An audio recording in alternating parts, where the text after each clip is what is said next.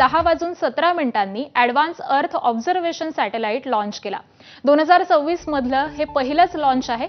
या उपग्रहासोबत एकूण 15 भारतीय आणि परदेशी उपग्रह प्रक्षेपित करण्यात आले।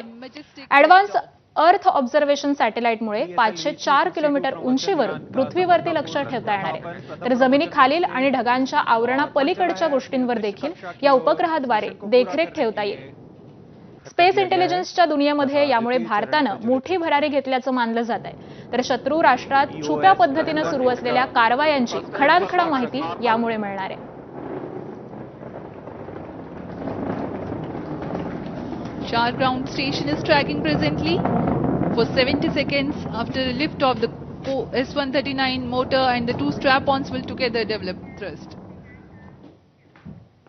आणि यानंतरची बातमी आहे डोंबिवलीमधून। डोंबिवलीमध्ये मनसेचे शहराध्यक्ष पदाचे राजीनामा देणारे उमेदवार